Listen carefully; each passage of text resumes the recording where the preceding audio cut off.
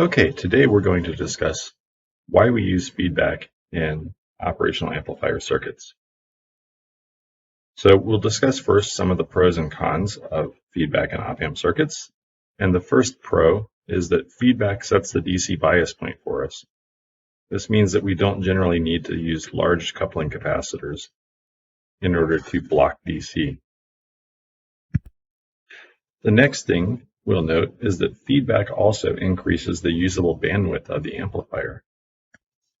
Feedback will also generally increase the linear output range of the amplifier. Finally, for a pro, we have that the gain is determined solely by the feedback, and it's determined by ratios that are less susceptible to PVT or process voltage and temperature variation. A couple of the cons that we have to worry about are that feedback loops can become unstable, in particular if the feedback is not negative at all frequencies. Because of this, we have to compensate to ensure stability, and this is going to generally be done by adding large capacitors. We'll also note that the compensation of the op-amp can be quite complicated. All right, so next we're going to look at feedback in operation, and we're going to do that by looking at a non-inverting op-amp. So let's first look at our block diagram-based model of a feedback system. Here we have a model of an op-amp that has some frequency dependence. Little a sub s is called the open loop gain of the op-amp, and beta is the feedback network.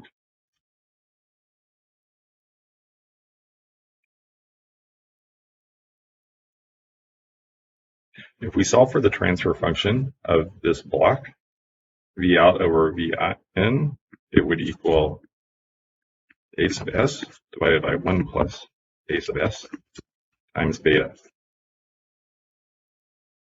This is equal to a sub s, or a of s, divided by 1 plus t of s.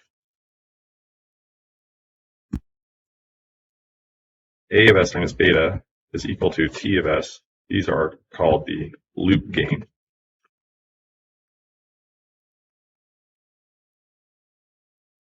And the closed loop formula, capital A of s, is our closed loop gain.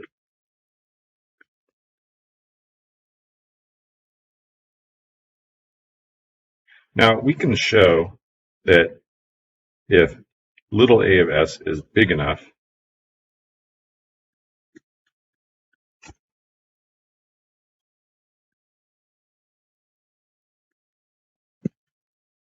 in other words, the limit as little a of s goes to infinity of big A of s is approximately equal to 1 over beta.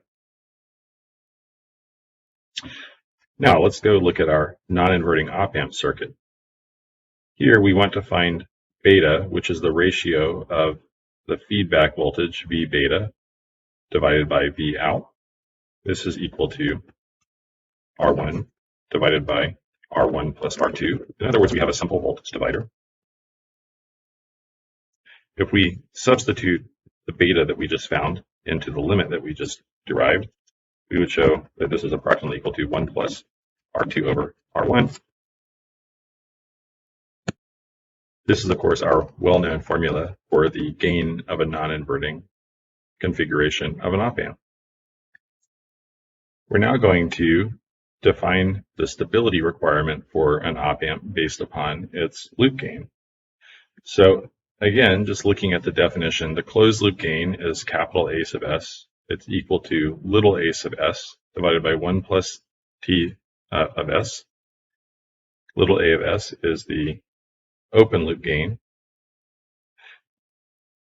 The closed loop gain is capital A of s.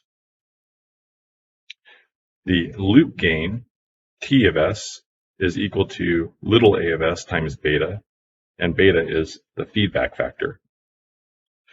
Now, we have stability problems if A of s blows up towards infinity. That's really the definition of what instability is something in our system that causes the system's response to blow up towards infinity. We find that if T of S, the loop gain, is equal to -1, we would have a situation where A of S would be equal to little a of S divided by 1 minus 1, and we know that that would blow up towards infinity. So we can say if little a of S times beta, the magnitude of this, is greater than or equal to 1, when the angle of A of S times beta is equal to minus 180 degrees, this leads to instability. Let's assume that little a of S is an op-amp with a single pole. In other words, little a of S is equal to A sub 0 divided by 1 minus S over omega P1, where omega P1 is the pole frequency and A sub 0 is the DC gain. If we rederive our closed loop gain formula, we would find that the closed loop gain would be A sub 0 divided by 1 plus A sub 0 times beta times 1 over 1 minus S over omega P1 times 1 plus A sub 0 times beta.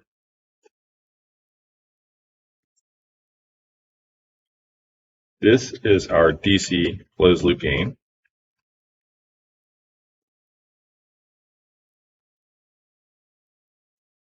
And we have a frequency shaping term.